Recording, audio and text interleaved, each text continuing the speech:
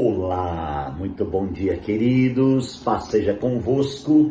Graças ao Senhor, mais um dia com vocês aqui no canal O Reino em Pauta. Que Deus abençoe a sua vida grandemente. Jesus Cristo é o nosso Senhor e é uma alegria estarmos juntos mais um dia para falar da grandeza do Senhor. Queridos, a série que eu iniciei, essa é a mensagem 2, ela tem tema expectativas ou perspectivas. Eu iniciei falando do capítulo 4 de João. Quando Jesus, amados irmãos, ouve falar ali um burburinho pelos fariseus que Jesus batizava mais discípulos do que João. Com esses burburinhos, com as expectativas criadas acerca de Jesus ali, ele resolve ir a segunda vez para a Galileia nessa viagem. Então, quando o Senhor foi para a Galileia, irmãos, era necessário passar por Samaria. Preste atenção. E quando ele passou por Samaria, ele chegou a uma cidade de Samaria chamada Sicar, perto das terras que Jacó dera a seu filho José. O que tinha lá nessas terras? A Bíblia diz que havia ali um poço de Jacó.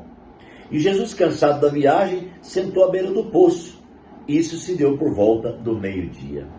Olha só, irmãos. Jesus, então, está passando ali e ele passa pelo poço e resolve descansar um pouco do lado do poço. Tremendo isso, né? Por que Jesus quer descansar do lado do poço? A Bíblia não podia dizer que ele resolveu descansar embaixo de uma árvore. Mas não, irmãos, ele queria revelar algo. Ele tinha um plano. Jesus, amados, não estava vivendo uma expectativa. Ele não tinha uma expectativa que uma mulher ia chegar ali para ter um encontro com ele. Não. Ele tinha certeza que ele era a água viva e que ele ia fazer uma obra poderosa ali, porque ele próprio é a água. E que ele ia matar a sede de alguém. Que ele ia encher o coração de um sedento, de alguém que estava sedento. Então a perspectiva traz algo para o interior. A perspectiva revela o interior. A perspectiva, irmãos, ela cria uma base constitutiva no nosso interior daquilo que nós estamos vendo. A perspectiva define a nossa visão, criando essa base. E Jesus para então perto do poço, e é interessante porque ele poderia parar perto do poço às 7 da manhã, como ele poderia parar perto do poço às 6 da tarde, mas a Bíblia diz que ele parou perto do poço exatamente no meio do dia.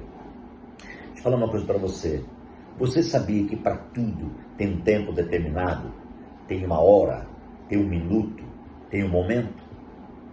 Este era o momento que Jesus tinha que parar ali. Porque ele ia, amados, consolidar uma base dentro do contexto de uma perspectiva. A consolidação da base de Cristo, amados, iria acontecer naquele lugar e naquele horário. Era o melhor horário.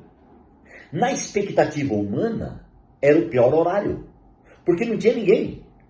Aquela mulher estava ali por um propósito. Certo? Ela estava ali porque ela tinha uma expectativa. Qual era a expectativa da mulher samaritana em chegar ao poço meio-dia? Irmãos, não era a expectativa de ver Jesus. Não era a expectativa de encontrar com Jesus.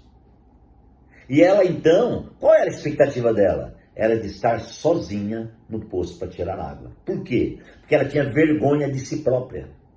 Ela tinha vergonha do seu sofrimento.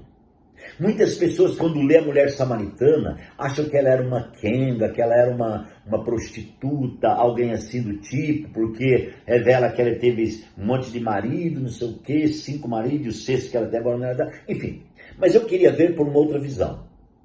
Irmãos, ela estava ali no horário do meio-dia, porque a expectativa dela era frustrada. Ela se frustrou no primeiro casamento, no segundo, no terceiro, no quarto, no quinto, e agora estava frustrado também no sexto. Então, amados, a expectativa frustra. A expectativa que vem de fora, ela frustra. E ela então chega ali frustrada. Você consegue usar a empatia e entrar no coração dessa mulher e pensar o estado que ela estava em comparecer ao poço num horário diferente de toda a multidão? Ela não tinha comunhão com a multidão. A expectativa dela era frustrada em relação a relacionamento com a multidão. Você sabia que hoje muitos estão frustrados nas suas expectativas e muitos estão em depressão e não querem ver gente e preferem ficar no cantinho sozinho porque está frustrado? Assim estava aquela mulher. Mas havia um propósito, uma perspectiva esperando aquela mulher. Olha que interessante, né? Nós vamos ver mais à frente o que acontece quando a expectativa encontra com a perspectiva. Ou, se quiser falar no inverso, pode. A perspectiva encontra com a expectativa. Amados, voltando ao ponto, a mulher chega lá, irmãos, e olha aquele homem conhecidíssimo. Porque o judeu, ele não precisa falar que é judeu para você conhecer. Principalmente os samaritanos. Os samaritanos conheciam o judeu de longe, né? E Jesus estava sentado ali, verso 7 diz, e nisso veio uma mulher samaritana tirar água. Então o propósito dela era tirar água. Disse-lhe Jesus, dê-me um pouco d'água. Foi a palavra que Jesus disse quando a mulher chega. Dê-me um pouco d'água. Qual será a expectativa que ela teve quando viu um judeu sentado à beira do poço? Quem sabe ela pensou, é mais um. É um inimigo. É alguém que o samaritano não gosta, não se comunica. O samaritano não gosta de judeu. Eu estou encontrando com um judeu aqui justo nessa hora, meio-dia. Será que ele tem o mesmo problema que eu? Será que ele sofre igual eu? Não sabemos o que a mulher pensou. Mas Jesus olhou para ela e disse, dê-me um pouco de água. Aleluia. A expectativa só tem um pouco de água. Ela estava vivendo a expectativa. E Jesus pediu para ela um pouco d'água. E o que ela disse? Verso 8, abre parênteses, e diz, os seus discípulos tinham ido à cidade comprar comida. Qual era a expectativa dos discípulos? Encher o estômago. Eles queriam trazer comida para dentro deles. Então a expectativa vem sempre de fora para dentro. Amados, na sequência, a mulher samaritana lhe perguntou, como o Senhor, sendo judeu, pede a mim, uma samaritana, água para beber? A expectativa, além de nos frustrar, ela coloca uma barreira diante da perspectiva. Quando ela falou como, ela duvidou. Ela falou, não pode isso acontecer. É um absurdo isso acontecer.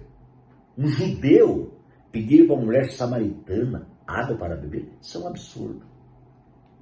Amados, e abre aspas de novo, pois os judeus não se dão bem com os samaritanos. Então ela tinha uma expectativa de divisão. E por causa da expectativa de divisão, não abriu o coração dela naquele momento. Irmãos, por isso que a expectativa, eu não creio que ela venha de Deus. Eu creio que ela vem da alma. Eu creio que ela vem da mente humana. Eu creio, irmãos, que a expectativa tem a cooperação do ego. E ela vem, então, muitas vezes para nos frustrar. Perceba comigo agora, em quantas expectativas nós já fomos frustrados. Amados irmãos, isso é sério. A revelação que Deus me deu acerca disso é muito profunda. E eu quero que você me acompanhe e entenda. Então, irmãos, a mulher começou a questionar. Ela conhecia a história de samaritano e judeu. Ela era religiosa. Você sabia que a mulher samaritana era crente? Ela era crente, irmãos. E ela começa então a questionar com Jesus. A expectativa questiona com a perspectiva. A imaturidade questiona com a maturidade. A imaturidade não entende a maturidade. A expectativa não entende a perspectiva. E agora existe uma conversa interessante. E Jesus respondeu, não fecha parênteses, mas abre aspas. Quando a mulher falava, abria parênteses. Agora Jesus está falando, abre aspas. Se você conhecesse o dom de Deus e quem está pedindo água, você lhe pediria e receberia água viva. Gente, a expectativa abre um parênteses. Por um tempo determinado. É algo passageiro. Eu posso me frustrar, depois tem outra expectativa, me frustro de novo, e assim vai acontecendo. Mas a perspectiva, abre aspas, fecha, abre e fecha.